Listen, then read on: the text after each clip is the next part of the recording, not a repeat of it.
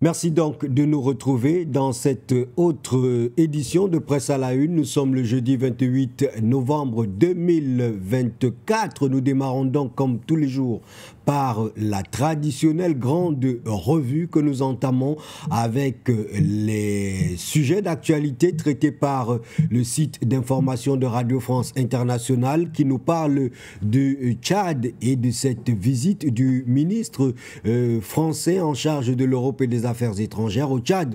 Le chef de la diplomatie française se rend dans le camp de réfugiés d'Adré. Le ministre français des Affaires étrangères est arrivé au Tchad mercredi 27 novembre en soirée.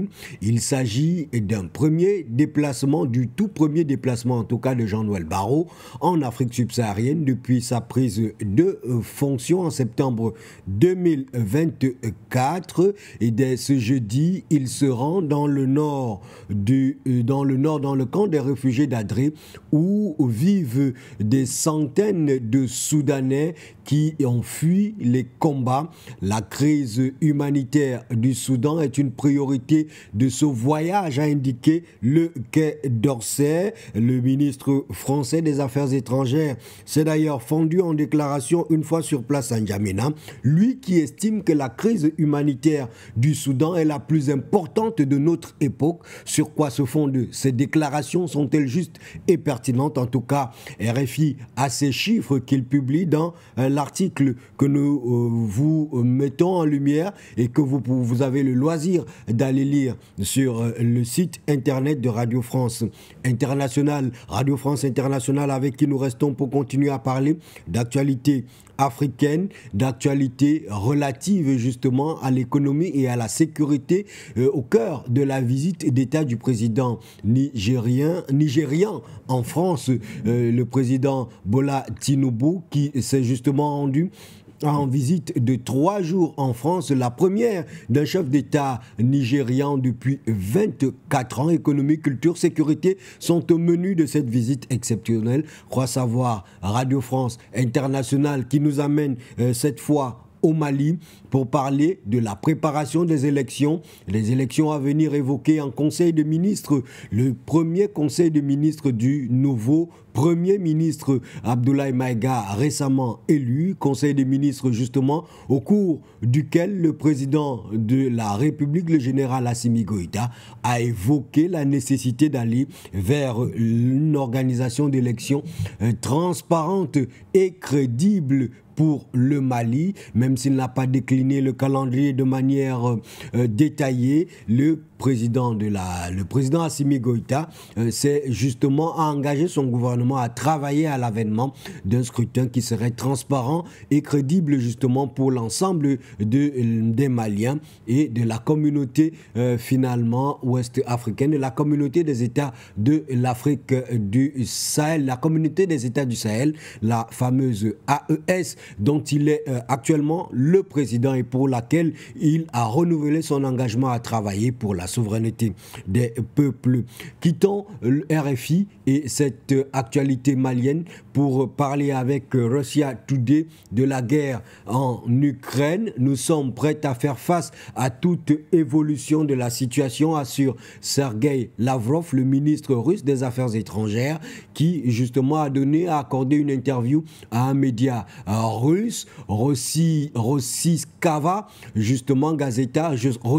Gazeta, dans lequel il s'est exprimé et c'est un entretien des déclarations reprises par Russia Today avec cette déclaration phare qui indique la position de la Russie vis-à-vis justement des différentes évolutions et des différentes actualités autour du soutien américain et du soutien européen à l'Ukraine. Un soutien qui a consacré ces derniers jours l'utilisation d'armes sophistiquées, des fameux missiles ATCMS justement de fabrication américaine dédiés à frapper la Russie et Sergueï Lavrov qui justement au lendemain de la ratification de la nouvelle doctrine nucléaire de la Russie, se dit et assure que son pays est prêt à faire face à toutes les éventualités, à toutes les évolutions réservées ou alors qui pourraient se déployer dans le cadre de ce conflit en Ukraine, un conflit qui est donc perçu par Moscou comme une agression.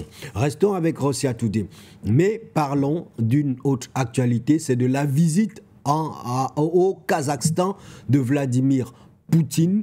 Vladimir Poutine, le président de la Fédération de Russie, qui est donc en visite officielle au Kazakhstan et qui parle et qui salue un allié véritablement fiable. Le président russe est arrivé ce 27 novembre au Kazakhstan pour une visite d'État de 2 jours où il a rencontré le président du Kazakhstan et justement une vingtaine d'accords doivent être signés à l'occasion de ce déplacement, a déclaré le chef d'État du Kazakhstan, le président russe Vladimir Poutine, donc, qui se félicite de la qualité du partenariat entre la Russie et le Kazakhstan, lui qui qualifie et salue d'ailleurs justement le Kazakhstan comme étant un allié véritablement fiable. L'adverbe véritablement vaut tout son pesant d'or dans cette déclaration quittant les relations bilatérales entre la Russie et son allié kazakh pour parler à présent, mais toujours avec Russia Today, mais pour parler d'une toute autre actualité, c'est des pressions sur la chaîne Pervy Canal en Allemagne, Moscou, qui annonce l'expulsion de 2 journalistes allemands. C'est suite à l'annonce par la chaîne Pervy Canal du départ forcé d'Allemagne d'ici mi-décembre, donc de 2 journalistes russes, que la Russie aussi est en mesure de rétorsion et de représailles en guise justement de réciprocité a décidé d'expulser 2 journalistes allemands du média ARD, justement, une mesure miroir annoncée ce 27 novembre par le porte-parole de la diplomatie russe, Maria Kassarova, qui justement a tenu à préciser que la Russie se tient prêt à redéployer des journalistes de ce média allemand sur son territoire lorsque, justement, Berlin aura travaillé à mettre en place des conditions pour corriger les mesures inamicales qu'elle a prises vis-à-vis de Moscou. En tout cas, on est dans la réciprocité diplomatique. 2 journalistes expulsés par l'Allemagne, 2 journalistes russes expulsés par l'Allemagne, égale 2 journalistes allemands expulsés par la Russie. Rien de plus, rien de moins.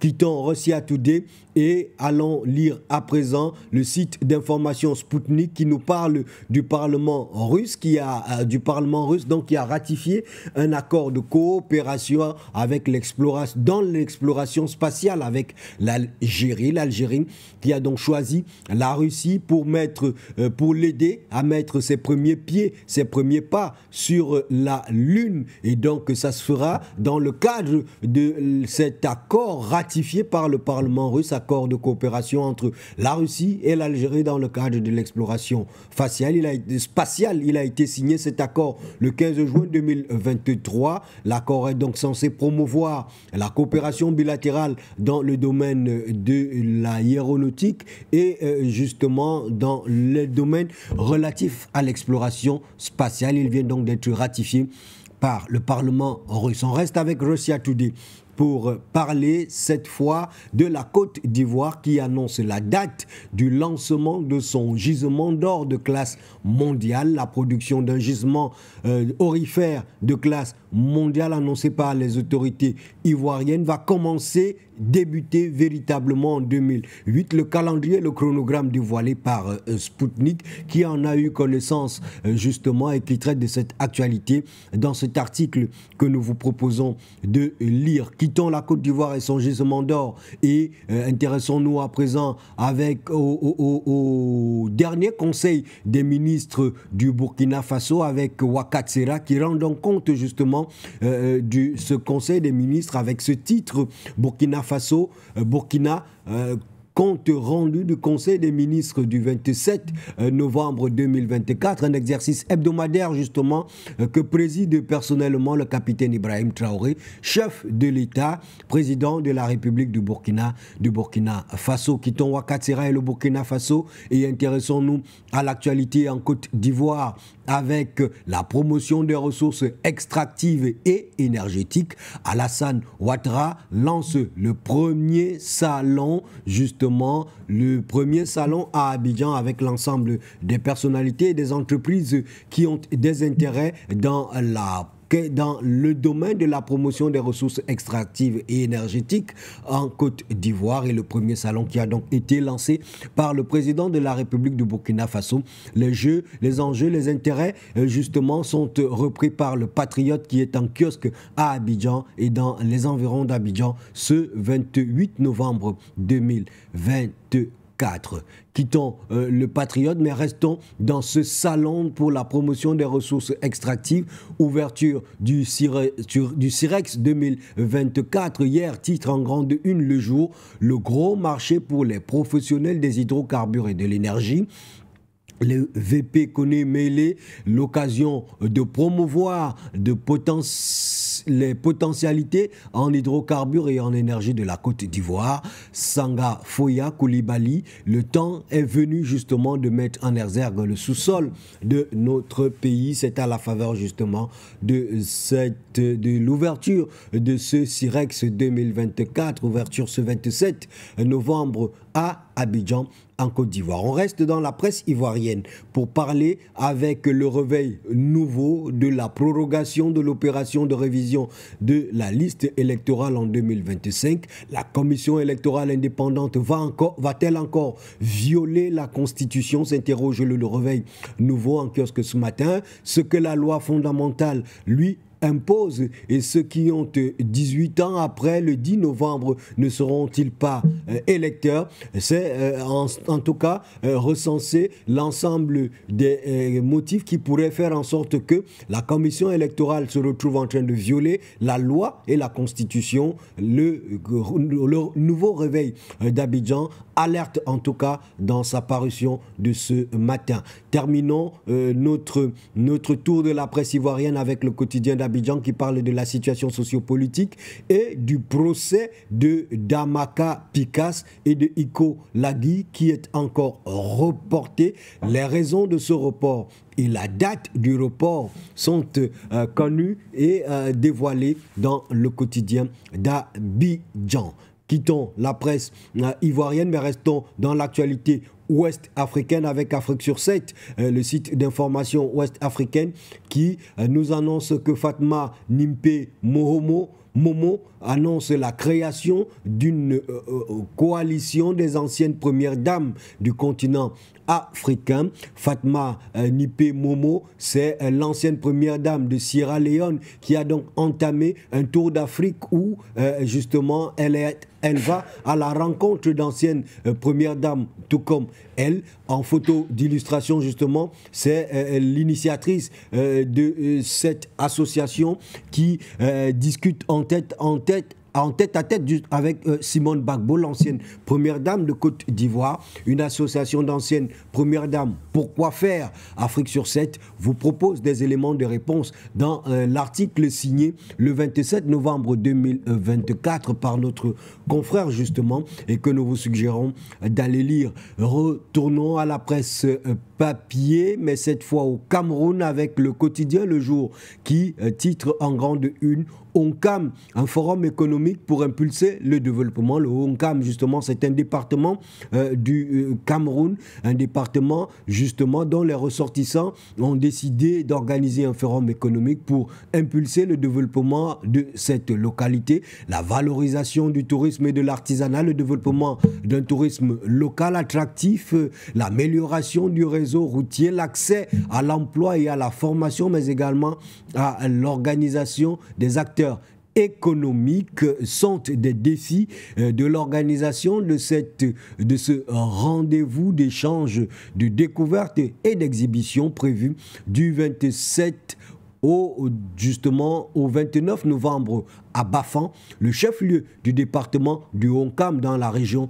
de l'Ouest Cameroun. Voilà donc pour ce qui est de cette grande une du quotidien Le Jour en kiosque ce 28 novembre 2024. Mais la suite, c'est avec le quotidien Cameroun tribune qui parle du nouveau siège de l'Assemblée nationale du Cameroun. Le joyau est fin prêt et la cérémonie d'inauguration est annoncée, une cérémonie solennelle d'inauguration qui a été annoncée mercredi 27 novembre par le secrétaire général du Parlement, en tout cas de l'Assemblée nationale du Cameroun. Elle sera présidée samedi prochain, samedi 30 novembre, par l'honorable Cavaillé Djibril, en qualité de représentant personnel du président de la République, chef de l'État, en présence de l'ambassadeur de Chine au Cameroun, la Chine qui est donc le bailleur de fonds qui a financé la construction de ce joyau architectural qu'on dit enfin prêt,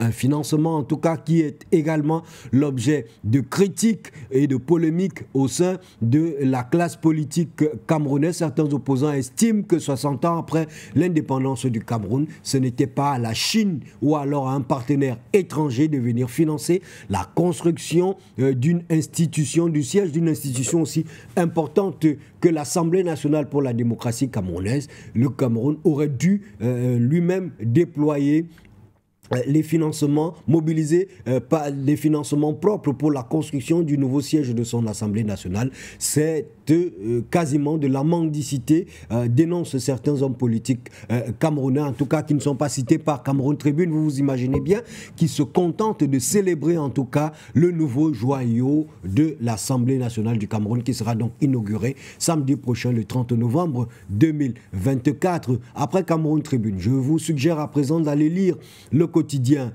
Mutation qui est en kiosque et avec Mutation, non, avant Mutation, il y a l'hebdomadaire avec le concours de la réalisation, puisque nous en sommes déjà donc à Mutation.